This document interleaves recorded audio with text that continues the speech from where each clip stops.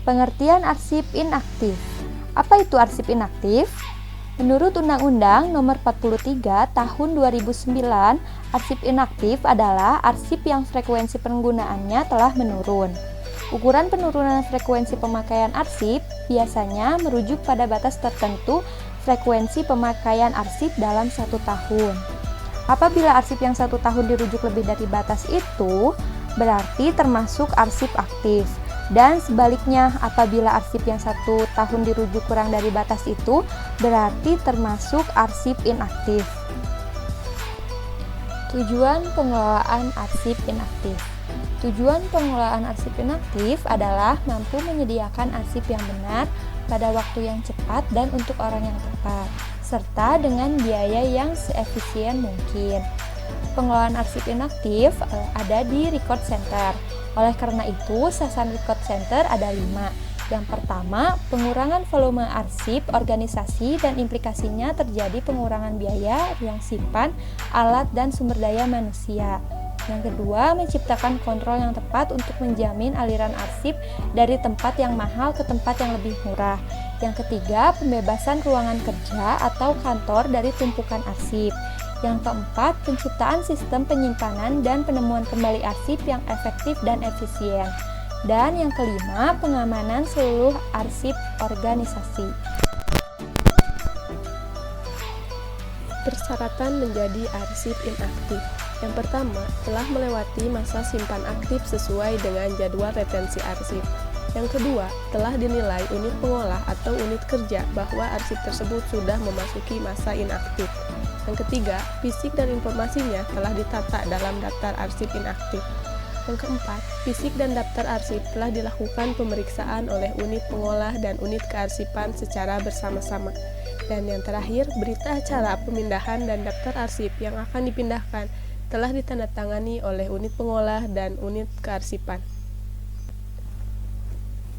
Prosedur pengelolaan arsip inaktif. Yang pertama, pemindahan arsip. Langkah awal pengelolaan arsip inaktif adalah pemindahan arsip inaktif dari central file yang berada di unit kerja ke pusat arsip atau record center.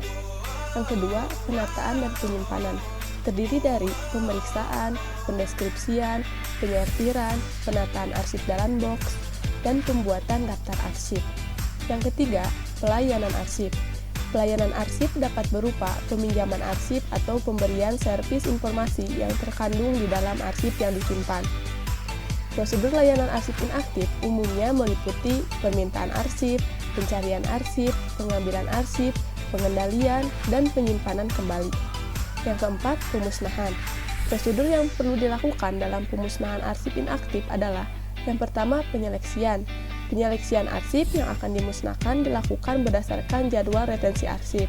Setelah arsip diseleksi, kemudian dibuat daftar arsipnya dan diajukan ke panitia pemusnahan arsip. Yang kedua, pelaksanaan pemusnahan. Pelaksanaan pemusnahan arsip dilakukan dengan cara dibakar, dicacah, atau dibubur sampai fisik dan informasi arsip sudah tidak dikenali lagi. Dan yang terakhir, dokumentasi pemusnahan. Semua dokumentasi dari kegiatan pemusnahan arsip perlu disimpan sebagai arsip vital. Arsip yang diciptakan dalam kegiatan pemusnahan arsip antara lain, yang pertama, surat keputusan pimpinan tentang pemusnahan arsip, yang kedua, berita acara pemusnahan arsip, dan yang ketiga, daftar arsip yang dimusnahkan. Selanjutnya ada penyimpanan arsip inaktif. Yang pertama, terdapat prinsip dasar penyimpanan arsip inaktif, yaitu murah, luas, aman, dan mudah diakses. Yang kedua, ada standar penyimpanan. A. Gedung. Di dalam gedung ini terdapat lokasi, juga terdapat konstruksi dan bahan baku, dan tata ruang. Lalu ada B. Ruangan.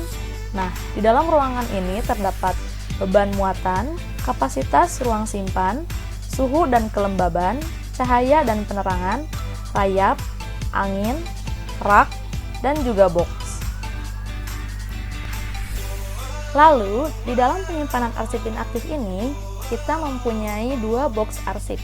Yang pertama, ada box arsip dengan ukuran kecil, dengan panjang 37 cm, lebar 9 cm, dan tinggi 27 cm. Yang kedua, ada box arsip yang berukuran besar, di mana terdapat panjang 37 cm, lebar 19 cm, dan tinggi 27 cm. Lalu yang terakhir di sini terdapat penataan arsip inaktif. Di sini memiliki 7 tahapan, yakni untuk tahapan yang pertama yaitu identifikasi arsip, yang kedua yaitu rekonstruksi arsip, yang ketiga yaitu pendeskripsian, dan yang keempat pembuatan skema, yang kelima yaitu penomoran definitif, dan yang keenam ada pelabelan, dan yang terakhir yaitu pembuatan daftar arsip.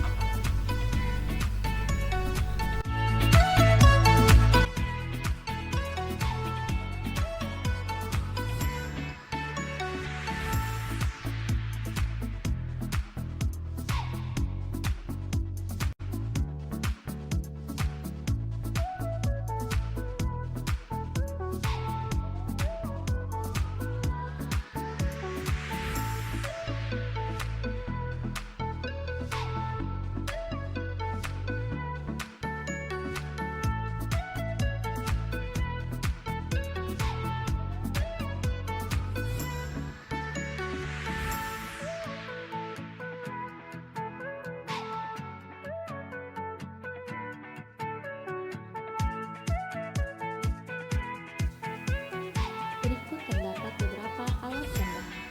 Dan di depan kami juga sudah tertera beberapa surat arsip inaktif yang akan kita masukkan ke dalam amplop. Di sini kita sudah menyediakan amplop, yaitu yang terbuat dari kertas Samsung berukuran panjang. Lalu di sini kita ambil satu lembar terlebih dahulu. Setelah itu kita lipat bagian bawah dari kertas Samsung tersebut untuk membuat amplopnya. Kita lipat menjadi 2 lipatan. Ini gunanya sebagai tumpuan dari amplop tersebut, agar surat yang dimasukkan ke dalam amplop tersebut bisa tersimpan dengan baik dan rapi. Lalu setelah itu, kita lipat bagian kiri terlebih dahulu. Ini yang akan digunakan sebagai bagian dari penutup amplop tersebut. Lalu setelah itu, kita lipat di bagian kanan. Di sini kita melipat dengan 2 lipatan, agar ketika nanti amplopnya dibuka dapat terbuka dengan mudah. Setelah lipatan yang kanan sudah rapi dan benar dilipat, lalu lipatan yang kanan kita taruh di bagian dalam dan terlebih dahulu. Lalu setelah itu bagian kiri dijadikan sebagai lipatan penutup dan disusun dengan rapi. Setelah dirapikan amplop tersebut, kita beri tali agar amplop tersebut disimpan dengan rapi. Nah, jika kita sudah masukkan surat tersebut ke dalam amplop satu persatu, amplop tersebut kita beri nomor mulai dari angka 1 hingga angka yang terakhir sesuai dengan surat yang dimasukkan ke dalam amplop tersebut ada berapa surat.